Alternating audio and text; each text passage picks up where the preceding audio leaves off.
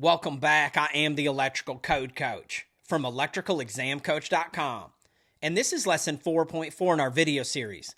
And in this exciting video, we're going to learn all about how to calculate the minimum required circuits when it comes to exam prep. It's separated into two separate camps. The first one is the minimum required 20 amp branch circuits. And the other one is how to calculate your minimum required general branch circuits. We're going to take it one piece at a time. Let's go. Now let's learn about the required 20 amp circuits. And I do want to note that what we're getting ready to learn has nothing to do with whole house load calculations. We're past that point in the program. You're going to continue to practice in the testing center. Now let's learn about some other variations of questions that you could face. There are three different ways that you might be asked the same question, and depending on how they ask it is going to depend on the answer. I'm going to show you all three. At a minimum, how many 20 amp circuits are required for a dwelling unit with an attached garage? If you have an attached garage, the answer is going to be 5. We have 2 small appliance circuits to serve the kitchen, 1 bathroom circuit, 1 laundry circuit, and 1 garage circuit. And the correct answer for this question would be 5. Now let's take a look at another variation. At a minimum, how many 20 amp branch circuits are required for a dwelling unit with a detached garage with electric power? If it's phrased like this, the answer is still the same. You'd have your 2 small appliance kitchen circuits, 1 bathroom circuit, 1 laundry circuit, and 1 garage circuit. The answer would be 5 just the same. It doesn't matter if it's attached or detached. If it has electric power, it has to be fed from one of these 20 amp circuits. Now you can have more of them, but at a minimum you have to have 1. And the correct answer to this question would be 5. And finally, at a minimum, how many 20 amp branch circuits are required for a dwelling unit without an attached garage? And the correct answer here would be 4.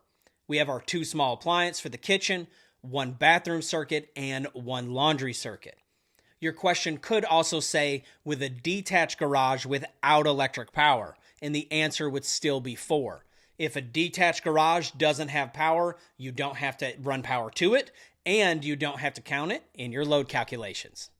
Now let's switch gears and learn how to calculate the number of general circuits that are required in a dwelling unit.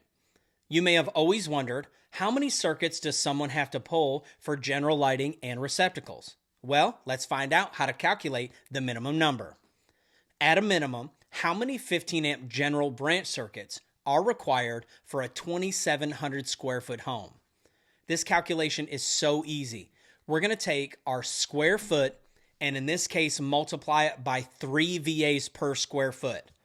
If you're in the 2023 program, we've been doing 3 VAs all along.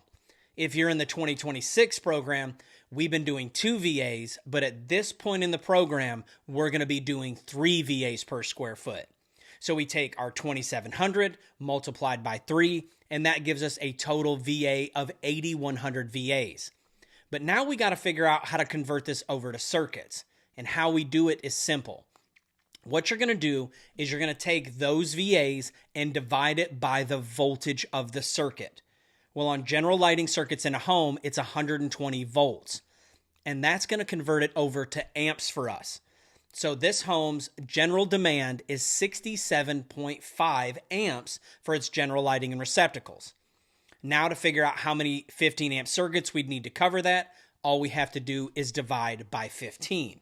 We take 67.5 divided by 15, and that gives us 4.5.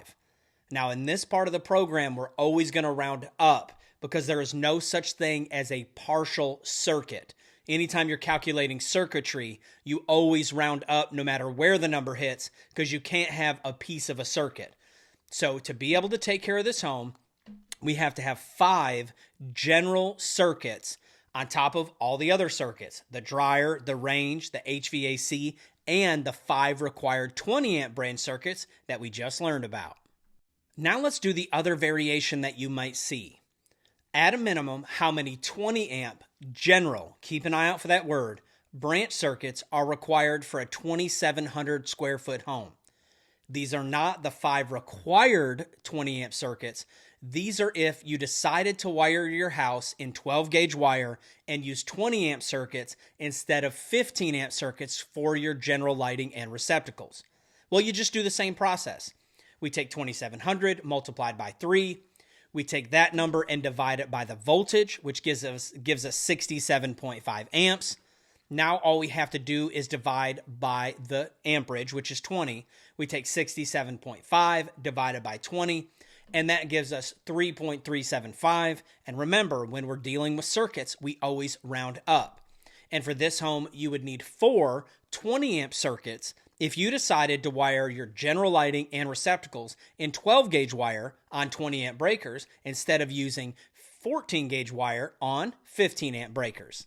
Let's get to it. That's the end of lesson 4.4. You can head over to electricalexamcoach.com to check out the quizzes, flashcards, and everything we offer in the pro version. Let's get to it.